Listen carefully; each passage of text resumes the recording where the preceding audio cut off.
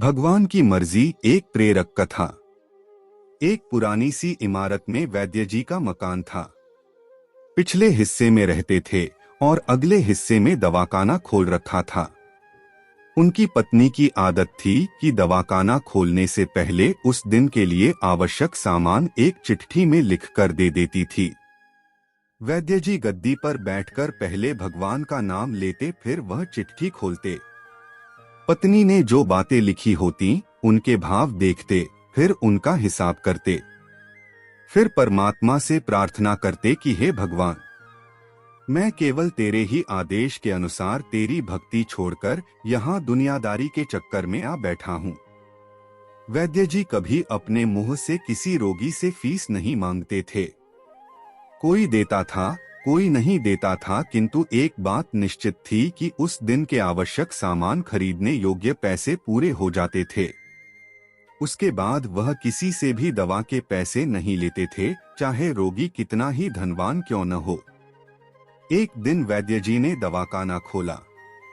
गद्दी पर बैठकर परमात्मा का स्मरण करके पैसे का हिसाब लगाने के लिए आवश्यक सामान वाली चिट्ठी खोली तो वह चिट्ठी को एकटक देखते ही रह गए। एक बार तो उनका मन भटक गया। उन्हें अपनी आंखों के सामने तारे चमकते हुए नजर आए, किंतु शीघ्र ही उन्होंने अपनी तंत्रिकाओं पर नियंत्रण पा लिया। आटे दाल चावल आदि के बाद पत्नी ने लिखा था, बेटी का विवाह 20 तारीख को है, उसके दहेज का सामान। कुछ देर सोचते रहे, फिर बाकी चीजों की कीमत लिखने के बाद दहेज के सामने लिखा। एक दो रोगी आए थे, उन्हें वैद्य जी दवाई दे रहे थे। इसी दौरान एक बड़ी सी कार उनके दवाखाने के सामने आकर रुकी। वैद्य जी ने कोई खास तवज्जो नहीं दी, क्योंकि कई कारों वाले उनके पास आते रहते थे। दोनों मरीज दवाई लेकर चले गए। वह सूटेड बूटेड साहब कार से बाहर निकले और नमस्ते करके बेंच पर बैठ गए। वैद्य जी ने कहा कि अगर आपको अपने लिए दवा लेनी है तो इधर स्टूल पर आए, ताकि आपकी नाड़ी देख लूं, और अगर किसी रोगी की दवाई लेकर जाना है तो बीमारी की स्थिति का वर्णन करें। वह साहब कहने लगे, वैद्य जी, आपने मुझे पहचाना नहीं। मेरा नाम कृष्णलाल है, लेकिन आप मुझे पहचान भी कैसे सकते हैं, क्योंकि मैं 15 से 16 साल बाद आपके दवाखाने पर आया हूँ। आपको पिछली मुलाकात का हाल सुनाता हूँ, फिर आपको सारी बात याद आ जाएगी। जब मैं पहली बार यहाँ आया था तो मैं खुद नहीं आया था, अपितु ईश्वर मुझे आपके पास लेकर आया था, क्योंकि ईश्वर ने मुझ पर कृपा की थी और वह मेरा घर आबाद करना चाहता था। हुआ इस तरह था कि मैं कार से अपने पैतृक घर जा रहा था। बिल्कुल आपके दवाखाने के सामने हमारी कार पंक्चर हो गई। ड्राइवर कार का पहिया उतार कर पंक्चर लगवाने चला गया।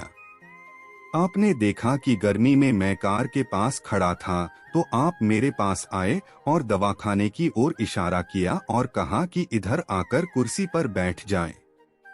ड्राइवर ने कुछ ज्यादा ही देर लगा दी थी। एक छोटी सी बच्ची भी यहाँ आपकी मेज के पास खड़ी थी और बार बार कह रही थी, चलो न बाबा, मुझे भूख लगी है। आप उससे कह रहे थे कि बेटी थोड़ा धीरज धरो, चलते हैं।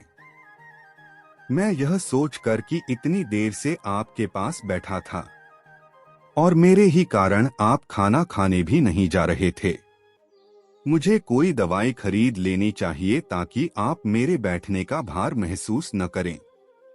मैंने कहा, वैद्य जी, मैं पिछले 5 से 6 साल से इंग्लैंड में रहकर कारोबार कर रहा हूँ।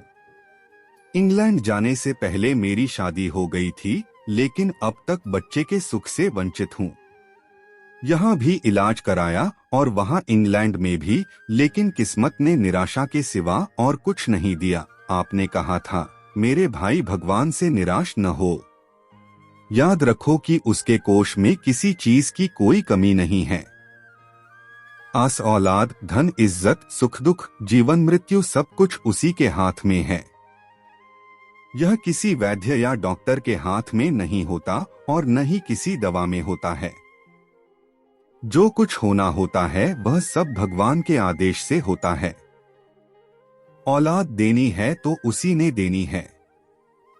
मुझे याद है आप बातें करते जा रहे थे और साथ साथ पुड़िया भी बनाते जा रहे थे।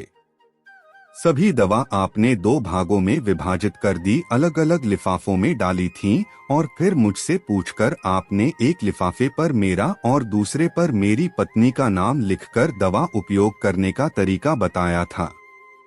मैंने तब बेदिली से वह दवाई ले ली थी क्योंकि मैं सिर्फ कुछ पैसे आपको देना चाहता था।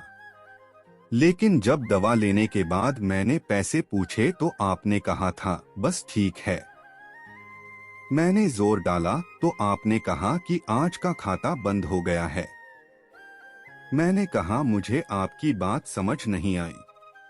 इसी दौरान वहां एक और आदमी आया, उसने हमारी चर्चा सुनकर मुझे बताया कि खाता बंद होने का मतलब यह है कि आज के घरेलू खर्च के लिए जितनी राशि वैद्य जी ने भगवान से मांगी थी वह ईश्वर ने उन्हें दे दी है।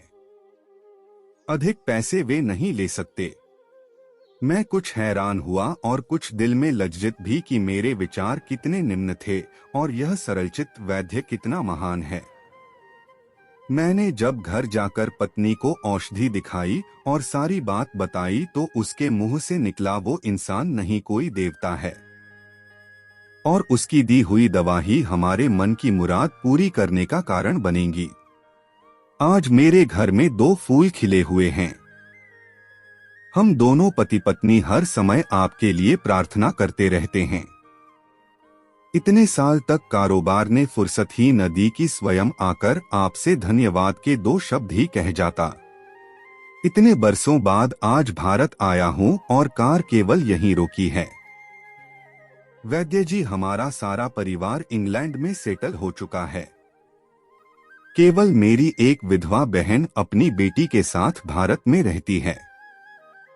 हमारी भांजी की शादी इस महीने की 21 तारीख को होनी है।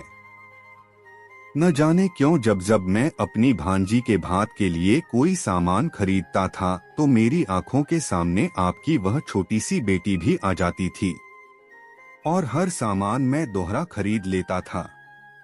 मैं आपके विचारों को जानता था कि संभव था आप वह सामान न लें, किंतु मुझे लगता था कि मेरी अपनी सगी भांजी के साथ जो चेहरा मुझे बार बार दिख रहा है वह भी मेरी भांजी ही है। मुझे लगता था कि ईश्वर ने इस भांजी के विवाह में भी मुझे भात भरने की जिम्मेदारी दी है। वैद्य जी की आंखें आश्चर्य से खुली की खुली रह गईं और बहुत धीमी आवाज में बोले, कृष्णलाल जी, आप जो कुछ कह रहे हैं मुझे समझ नहीं आ रहा कि ईश्वर की यह क्या माया है।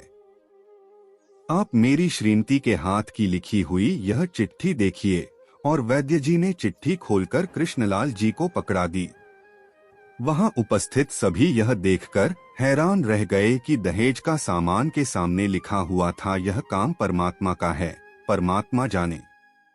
कांपती सी आवाज में वैद्य जी बोले, कृष्णलाल जी, विश्वास कीजिए कि आज तक कभी ऐसा नहीं हुआ कि पत्नी ने चिट्ठी पर आवश्यकता लिखी हो और भगवान ने उसी दिन उसकी व्यवस्था न कर दी हो। आपकी बातें सुनकर तो लगता है कि भगवान को पता होता है कि किस दिन मेरी श्रीमती क्या लिखने वाली हैं, अन्यथा आपसे इतने दिन पहले ही सामान खरीदना आरंभ न करवा दिया होता परमात्मा ने। वाह भगवान वाह, तू महान है, तू दयावान है। मैं हैरान हूं कि वह कैसे अपने रंग दिखाता है।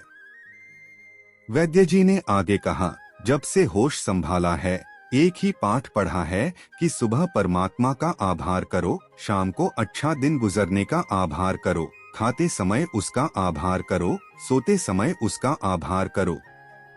हरे कृष्ण, राधे राधे।